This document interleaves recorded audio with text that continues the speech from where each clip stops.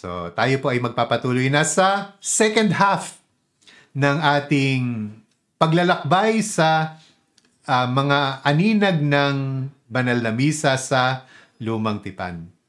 Ituloy natin pagkatapos ng baha. Pagkatapos ng baha ay yung panahon ng mga patriarka. At masasalamin natin na pagsamba ang sentro ng kanilang buhay. At paano ang pagsamba? Ang pagsamba ay sa pamamagitan ng pag-aalay sa Diyos. Simula pa lang kay Adan, doon sa mga anak ni Adan, kay Noe, at hanggang dito sa mga kay Abraham at sa mga anak ni Abraham, si Isaac at Jacob. Ang pagsamba ay pag-aalay. Sa panahon natin, yung pagsamba ay hindi na gaanong malinaw. Halimbawa po, doon sa mga protestante, ang sentro ng kanilang pagsamba ay yung kanilang mga prayer gatherings. At doon sa mga prayer gatherings, ang pinaka-tampok, yung pinaka-highlight ay iyong praise and worship. Dito pinakadama yung pagsamba. At anong ginagawa doon sa pagsamba? May pagbabasa ng salita ng Diyos, merong pag-awit, merong mga pagdarasal. At simula sa buong prayer gathering, umaawit, may pagsasayaw, pero magkaiba yung praise at saka yung worship. Paano malalaman kung praising pa lang o worship na? 'Di ba? Ang worship yung pagsamba. So nasaan yung pagsamba? Nasaan yung worship? Sabi nung isang nakausap ko, malalaman daw na worship na kapag mabagal na yung kanta. Ganoon pala. Kapag mabilis pa yung kanta, praise song. So, praising. Kapag mabagal na yung kanta, worship song na. So, ito na yung pagsamba. Ganoon ba yon? Nasusukat lamang sa bilis ng kanta kung nagpupuri lamang o sumasamba na? Parang dapat ay mas palalimin pa yung pag-unawa sa kahulugan ng worship, sa kahulugan ng pagsamba. Hindi lang sa mga protestante yan.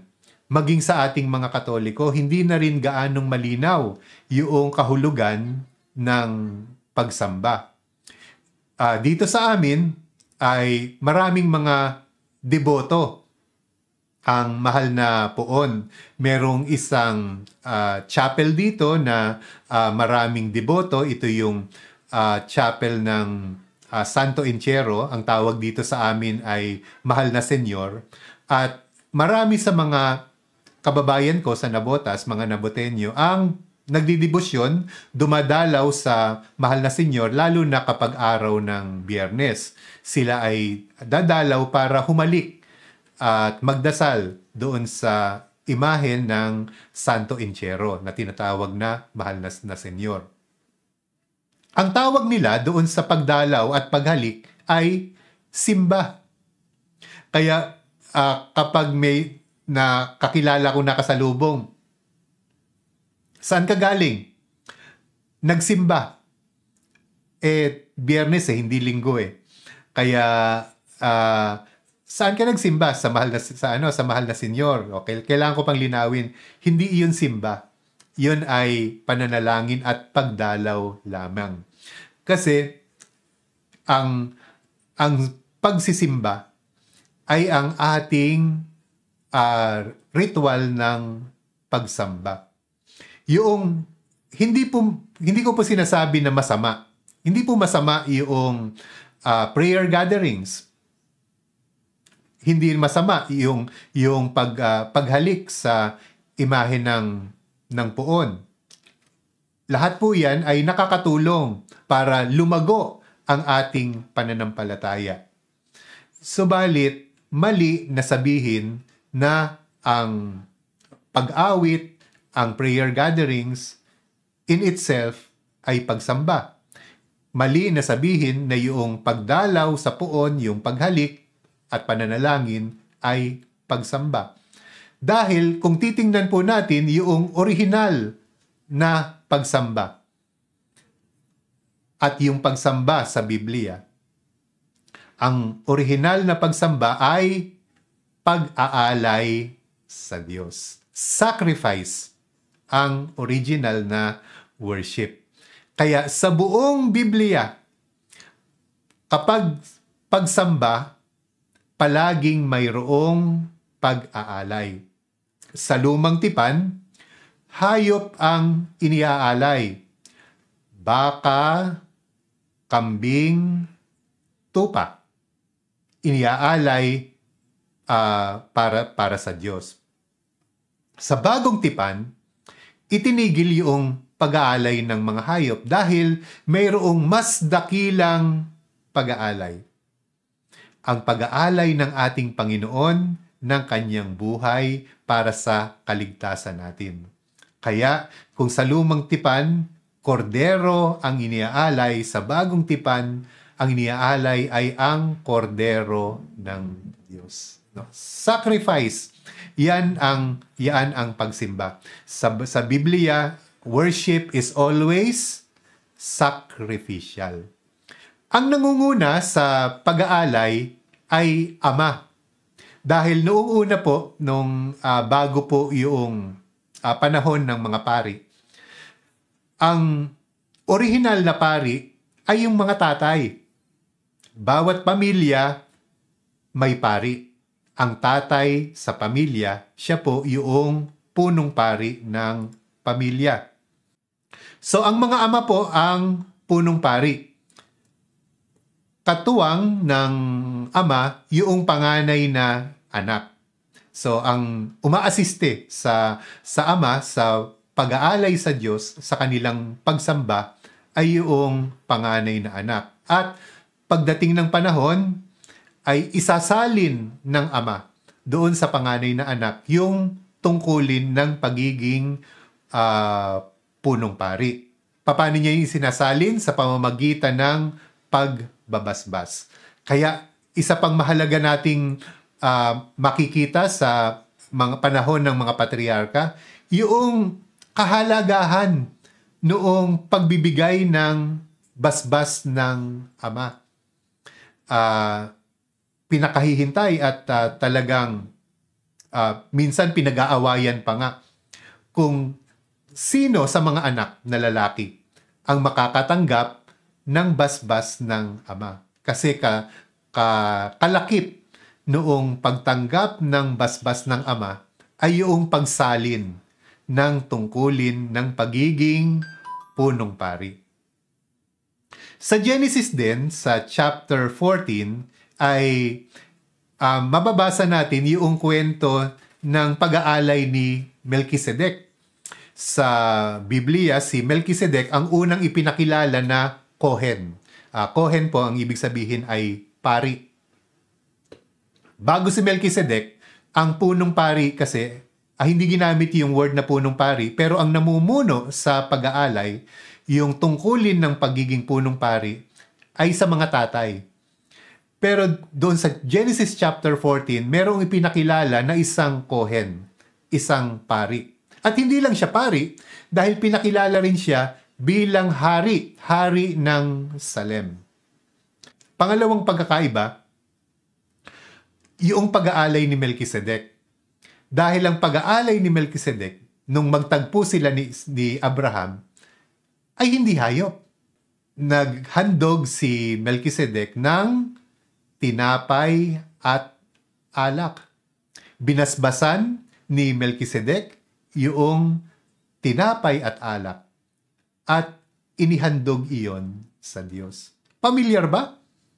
Pamilyar ba na merong pag-aalay ng tinapay at alak na ginagawa ng isang hari at pari? Malinaw siguro na nakikilala natin na miski ito ay nasa Genesis pa lamang, ay anyo na ito, malinaw na anyo ito, ng pag-aalay ng tinapay at alak ng punong pari na nagdiriwang ng banal na misa. Kaya si Melkisedek ay isang anyo ni Jesus. Sabi nga sa Hebreo, di ba? Sabi sa Hebreo na si Jesus, no, ay pari ayon sa pagkapari ni Melkisedek. Yung pagkapari ni Jesus ay inilarawan gamit yung pagkapari ni Melkisedek. So, ibig sabihin, para sa bagong tipan doon sa sumulat ng Hebreo, para maunawaan yung pagiging pari ni Jesus, kailangan nating bumalik sa Genesis at tingnan yung pagkapari ni Melkisedek. At kung paanong si Melkisedek ay nag-alay ng tinapay at alak, binasbasan niya yon at inalay sa Diyos. Ganon din yung ginawa ni Jesus sa pagtatatag niya ng Eucharistia. Kumuha siya ng tinapay, binasbasan at inalay sa Diyos. Kumuha siya ng alak, binasbasan at inalay sa Diyos.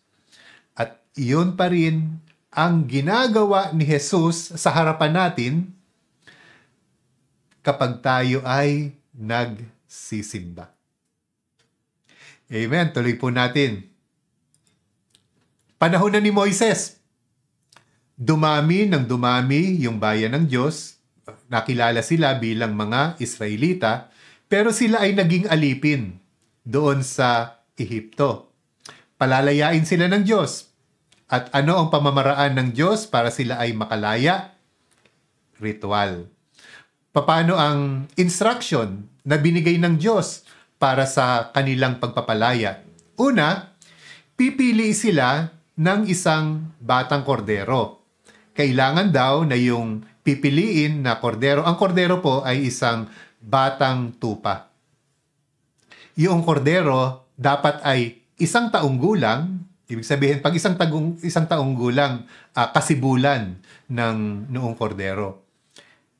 Isang taong gulang, lalaki, at walang kapintasan. Katulad ito ng ating Panginoong Hesus, ang kordero ng Diyos, na lalaki, nasa kasibulan nung siya ay mag-alay, at walang kasalanan. No? Katulad na ang kordero sa Exodo, kailangan walang kapintasan. Pipiliin yung batang kordero sa ikasampung araw ng buwan.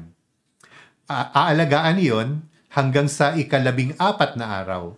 Sa ika-14 ng buwan, yung kordero na iaalay ay kakatayin. Yung dugo ng kordero ay ipapahid nila doon sa mga hamba ng kanilang pintuan.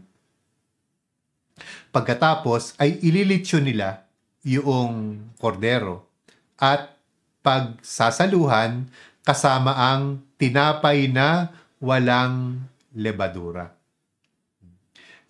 Yung ostya natin, bakit po kaya manipis at hindi nakaalsa katulad ng tasty o kaya ng monay? Dahil yung tinapay na ginagamit sa misa, sa banal na Eucharistia, ay tinapay din na walang lebadura. Saan po yun galing? Dito, sa kwento ng pagpapalaya sa Exodo. Dahil yung pista ng Pasko ay maaaninag natin yung pagpapakasakit, kamatayan, at muling pagkabuhay ng ating Panginoong Hesus na siyang nagpatibay sa tipan ng Diyos at ng tao na atin namang ipinagdiriwang sa banal na misa. Una, yung pista ng Pasko ay magsisimula sa ika-10 ng buwan. Kung kailan yung pipili sila ng kordero na iaalay. Kaya po, kapag pista po ng Pasko, ang pag-aalay po nung panahon ni Jesus at simula pa noong panahon ni David hanggang panahon ni Jesus, ay gagawin po sa templo dahil hindi pwedeng mag-alay sa ibang lugar, sa templo po. Kaya yung mga Israelita, kapag pista na po ng Pasko, sila ay maglalakbay papuntang Jerusalem. Sa ika-10 ng buwan, ay pipili sila ng kordero. Kaya sa ika-10 ng buwan, papapasukin sa Jerusalem yung mga kordero na pagpipilian. Yung pista ng Pasko, kasabay po niyan yung mga mahal na araw. Yung ating paggunita sa pagpapakasakit, kamatayan at muling pagkabuhay ng ating Panginoong Yesus. Napapansin niyo ba na taon-taon nagbabago yung petsa ng mga mahal na araw? Yan po ay dahil kasabay po iyon ng pista ng Pasko ng mga Hudyo. Yung ika-10 ng buwan ay kasabay po yan ng Palm Sunday. Dahil doon sa Palm Sunday, kasabay nung mga kordero na pumapasok sa Jerusalem para pagpilian, pumasok din sa Jerusalem yung kordero ng Diyos. Yung kordero sa pista ng Pasko ay kailangang lalaki at walang kapintasan. Anyo ni Jesus ang kordero ng Diyos na lalaki at walang kasalanan. Aalagaan itong kordero hanggang sa ika-14 ng buwan. Kaya si Jesus din na pumasok noong Palm Sunday ay maghihintay hanggang sa ika-14 ng buwan na ang tatapat naman po iyon ng Holy Thursday. Sige nga, bilangin nga po natin. So kung yung Palm Sunday, yun ay ika-10 ng buwan. So Sunday, Monday, Tuesday, Wednesday, Thursday. So 5 araw mula Palm Sunday hanggang Holy Thursday. Kung magsisimula tayo sa ika-10 ng buwan, 10, 11, 12, 13, 14. So, ang ika-14 ng buwan ay ang Holy Thursday. Sa ika-14 ng buwan, yung kordero na napili at ilalagaan ay ihaharap sa mga pari upang siyasatin na nakaka-comply. Ito ba ay lalaki? Ito ba ay 1 taong gulang? Ito ba ay walang kapintasan? Ano ba nangyari nung Holy Thursday? Di ba pagkatapos ng huling hapunan, si Jesus ay dinakip at dinala doon sa mga pari, doon sa Sanhedrin. At doon siniyasat siya ng mga pari at sinabi nila na si Jesus ay walang kapintasan. Sa ika-3 ng hapon, ang kordero, nung susunod na araw, ang kordero ay kakatayin doon sa templo. Katulad ng ika-3 rin ng hapon, nang si Jesus ay nalagutan ng hininga.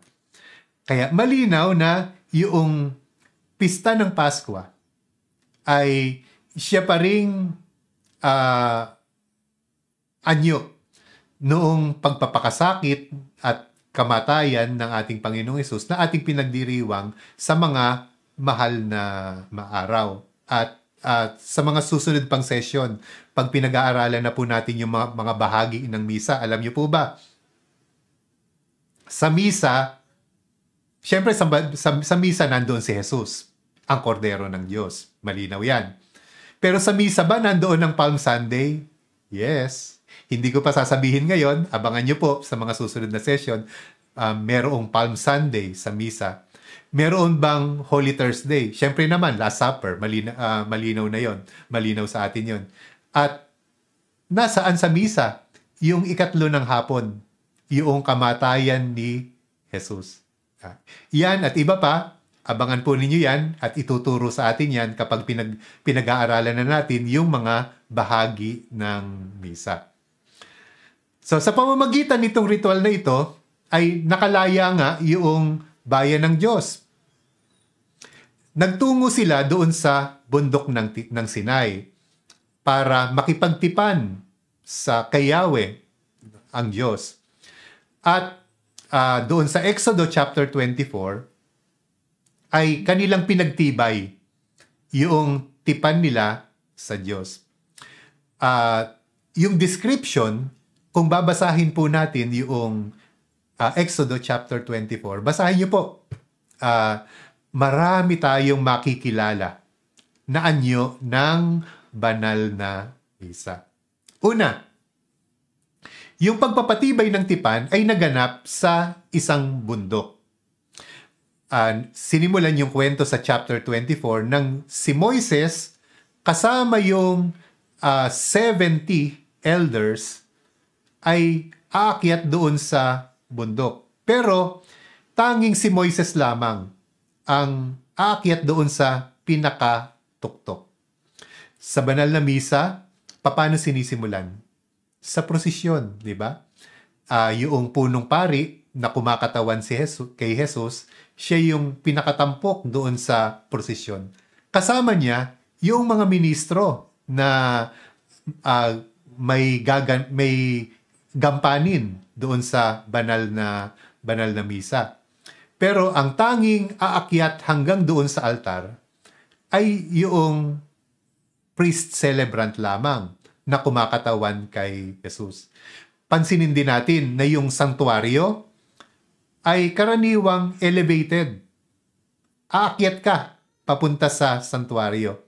Dahil po ang sanktuaryo ay anyo ng isang bundok. Ang banal na misa, ang ritual ng ating pakikipagtipan sa Diyos ay magaganap sa isang bundok. Ang mga tao may iiwan sa ibaba ng bundok. Katulad ng sa banal na misa, tayo mga na nagsisimba, tayo ay mananatili sa ibaba ng santuario. Pagkatapos sa Exodo chapter 24, ipinahayag ni Moises ang mga utos ng Diyos. Pagkatapos ay sumagot yung mga tao, lahat ng iniuutos ni Yahweh ay susundin namin. Katulad ng sa banal na misa, ipapahayag din ng pari yung mga utos ng Diyos. Kung sa Old Testament, ang utos ay yung Torah, yung unang 5 libro. Sa New Testament, ang utos ay ang Gospels. Kaya yung Gospel ang siyang ipinahahayag ng pari.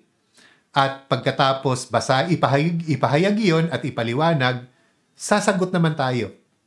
Sumasampalataya ako sa Diyos Ama, sa Diyos Anak, sa Diyos Espiritu Santo, sa simbahan, sa kapatawaran ng mga kasalanan. Sa Exodo chapter 24, susunod nating ikukwento yung kinabukasan, yung naganap sa ikalawang araw. Ang unang ginawa ni Moises sa ikalawang araw ay nagtayo ng altar. So, yung pagpapatibay pala ng tipan sa Exodo chapter 24 ay 2 days. Katulad na ang banal na misa ay meron namang 2 bahagi.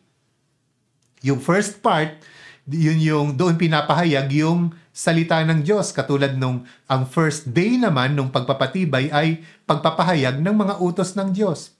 Sa ikalawang araw, nagtayo ng altar. Katulad ng sa ikalawang bahagi naman ng misa, sinisimulan sa paghahanda ng altar. Habang tayo ay dumudukot para sa offertory, pansinin po natin na yung pari ay busy siya doon sa altar. Nilalatagan niya ng linens, ng corporal, yung altar, ipinapatong yung kalis na gagamitin at yung inihandog na tinapay, ipapatong din niya doon. Ihahanda niya yung sacramentary. Inihahanda niya yung altar para sa magaganap na sacrifice na pag-aalay. Sa Exodo, ang sunod na nangyari ay pagdadala ng handog na susunugin. Ang nagdala raw ng mga handog ay mga kabataan. Diba sa misa rin, ang tumutulong doon sa pagdadala ng handog ay mga altar servers, no? Mga kabataang lalaki. Pero kaiba sa lumang tipan, ang handog ay hayop. Sa misa, ang handog ay tinapay at alak. Pero yung magkapareho pa din dahil yung hayop ay kordero na iaalay sa Diyos sa lumang tipan, ito namang tinapay at alak ay magiging katawan at dugo ng kordero ng Diyos. Magkaiba pero magkatugma pa din.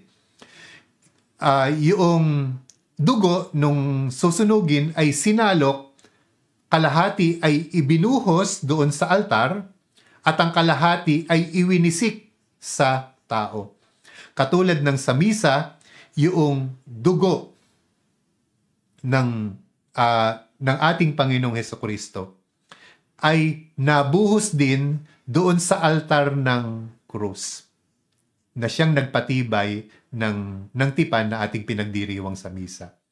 At yung pagwiwisik ng dugo sa mga tao, ang katumbas naman niyon ay ang pag-inom ng dugo ni Kristo. Nagtapos yung pagpapatibay ng tipan nung umakyat ang bayan ng Israel doon sa bundok upang kumain at uminom. Sa bandang hulihan ng misa, tayo rin ay aakyat. Noong meron pang communion rail, yung ating tuhod, ay aakyat doon sa sanktuaryo para tayo ay kumain at uminom ng Eucharistia. Basahin niyo po yung Exodo chapter 24, 2 times, 3 times, marami kayong makikilala na anyo ng banal na misa. Praise God. Pagkatapos ng kanilang pagtitipan, sila ay nanatili sa disyerto, yung mga Israelita, ng 40 years. Disyerto yon, walang pagkain. Ang Diyos ang nagbigay sa kanila ng kanilang araw-araw na pagkain. Tuwing umaga, mayroong tinapay na mula sa langit. At iyon ang bumuhay sa kanila sa loob ng 40 years na sila ay nanatili doon sa disyerto. At binalikan ito ni Jesus nung itinuro niya yung tungkol sa tinapay ng buhay, yung tinapay mula sa langit, no? Bakit? Kasi doong para sa mga Israelita, yung tinapay na kanilang nadidiskubre tuwing umaga ay tinapay na mula sa langit. At hindi lang yon. Sabi nila, itong tinapay na ito rin ang pinagsasaluhan daw ng mga anghel sa langit. At napakaswerte nila na kahit nasa disyerto sila, nakikisalo sila sa tinapay ng mga anghel. No? Bakit ko alam yon? Kasi sumulat ang mga Israelita ng awit para i-describe yung pagkain ng tinapay na nasa disyerto. Ang tawag po nila doon sa tinapay na yon ay mana. So, pakinggan natin yung description nila ng mga Israelita dito sa Awit chapter 78. Aklat ng mga Awit, chapter 78, verses 23 to 25. Gayonpaman, itong Diyos nag-utos sa kalangitan, at ang mga pinto nito'y agad-agad na nabuksan. Bunga nito, ang pagkain bumuhos na parang ulan. Ang pagkain nilang mana sa kanila'y ibinigay. Ang kaloob na pagkain ng mga anghel. Hindi sila nagkukulang, masagana kung dumating. Narinig niyo ba yung description? Nabuksan daw ang langit at bumuhos. Bumuhos yung tinapay. At yung tinapay daw na nanggaling sa langit ay tinapay ng mga anghel na araw-araw nilang tinatanggap at kinakain at hindi sila nagkukulang. Kaya nakasurvive sila ng 40 years.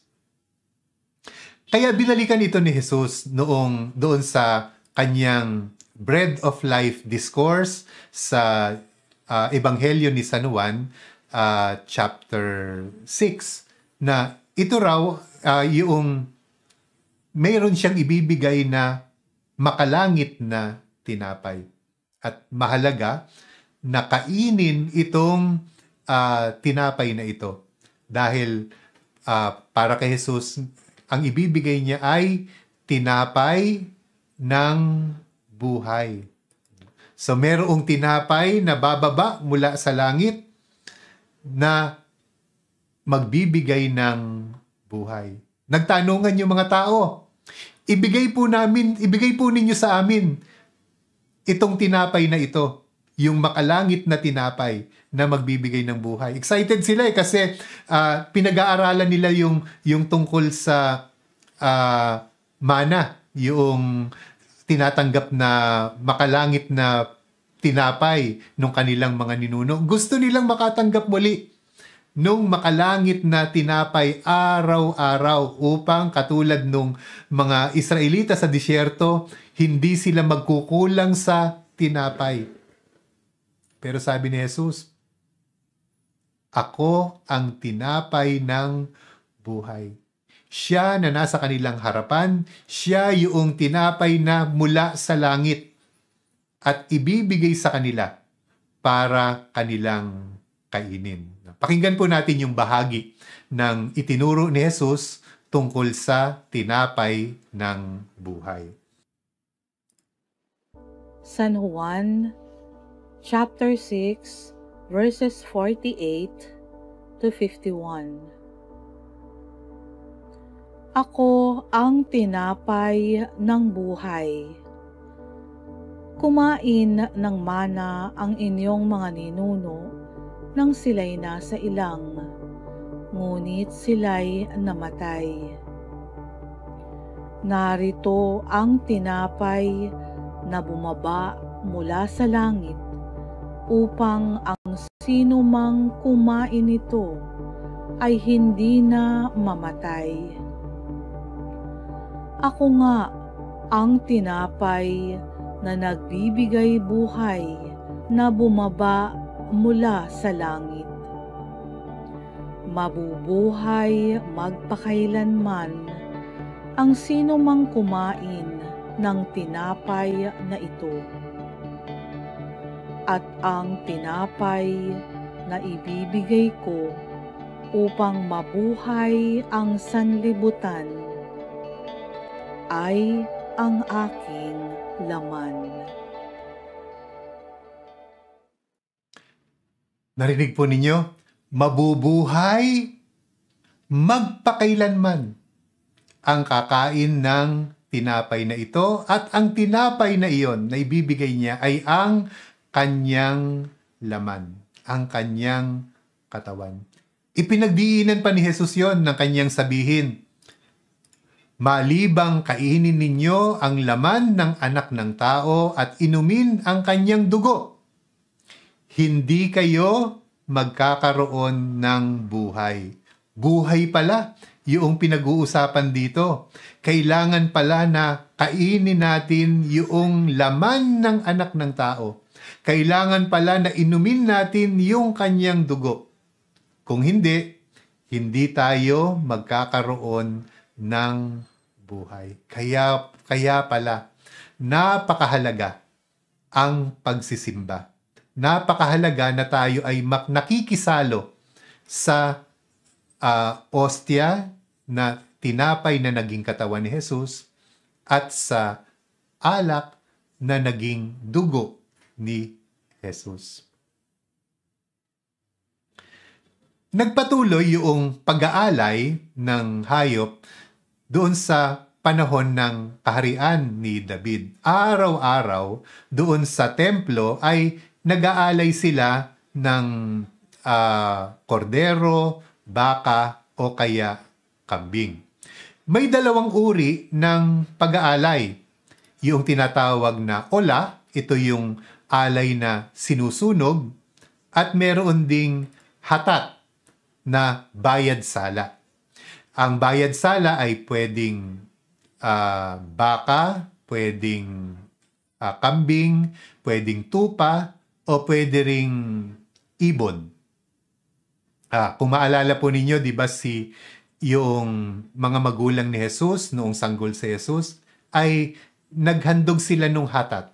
Noong dahil sila ay mahirap, ay isang mag-asawang magkaparis na bato-bato. Mga ibon lamang yung kanilang naialay. So yun pong alay na iyon ay bayad sala. Hatat para tubusin si Jesus dahil si Jesus ay panganay na kailangang tubusin sa templo. Pero pagdating po noong mga propeta, nagkaroon ng bagong pag-aalay. Ito yung toda, isang alay pasasalamat. Kakaiba itong alay na ito dahil hindi hayop ang inaalay, kundi tinapay at alak. Pamilyar ba? So, may nakikilala ba kayo? Isang bagong pag-aalay, hindi na hayop, kundi tinapay at alak ang iaalay, pero matutupad pa din yung pag-aalay ng kordero dahil yung tinapay at alak pagdating ng bagong tipan ay magiging katawan at dugo ng kordero ng Diyos. Sabi ng mga rabbi, sa panahon daw ng Mesiyas, ang lahat ng pag-aalay ay titigil. Yung ola at yung hatat ay titigil. Maliban sa pag-aalay ng toda. Ito ay hindi matitigil sa habang panahon. Yung toda ay alay ng pasasalamat. Sa wikang Griego, ang salita ay Eucharistia. Ang kahulugan po ng Eucharistia ay pasasalamat, toda. Kaya natupad na sa pagdating ng panahon ng Mesiyas, simula sa pagdating ni Jesus hanggang sa panahon natin at sa habang panahon, ang lahat ng pag-aalay ay titigil. Nung nawasak ang templo noong year 70, hanggang sa ngayon, natigil na yung pag-aalay kasi wala na pong templo eh. Pwede ka lamang mag-alay ng hayop doon sa templo. Nawasak na po yung templo. Hanggang ngayon, hindi na po naibalik yung templo, kaya hindi na rin naibalik yung pag-aalay ng hayop doon sa templo. Nagkatotoo nga, lahat ng pag-aalay ay titigil maliban sa pag-aalay ng toda, yung pag-aalay ng pasasalamat. At saksi tayo na hanggang ngayon, yung Eucharistia, yung pag-aalay ng pasasalamat, yung toda, ay hindi natitigil. At makakaasa tayo na kahit sino man ang kumontra, hindi matitigil ang pag-aalay ng Eucharistia. Sabi ay, hindi matitigil sa habang panahon. Ayan po, kaya ating nakita na ang mga bakas ng misa ay laganap sa buong lumang tipan.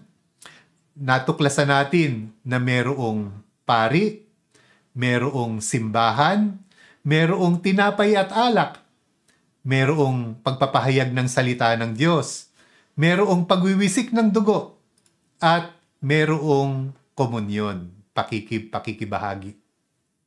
Tatapusin ko po sa pagbabahagi.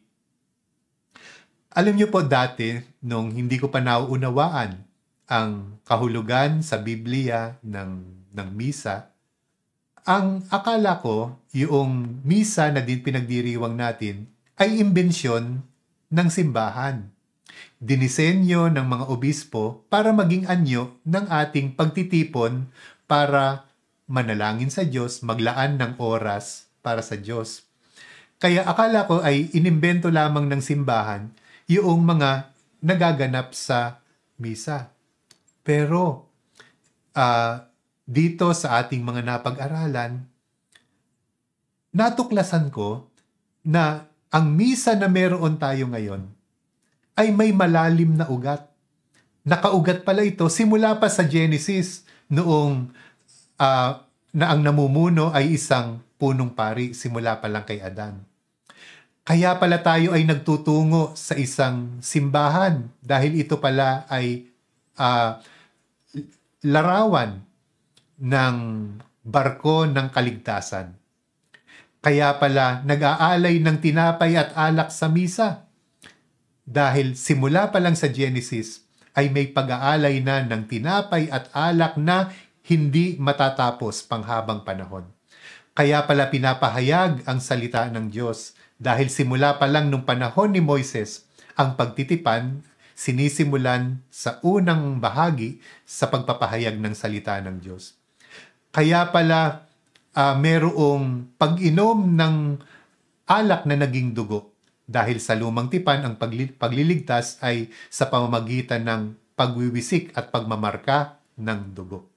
At kaya pala tayo nagsasalo sa komunyon ay kailangan palang kainin natin ang makalangit na tinapay. Napakayaman ng kasaysayan ng mga bahagi ng pagdiriwang natin ng banal na misa. Natuklasan natin yan sa lumang tipan. Next week, mas maganda pa dahil ang tutuklasin naman natin ay bagong tipan. Ang misa itinatag sa bagong tipan, kaya mas malinaw na nating matutuklasan ang mga ugat ng banal na misa.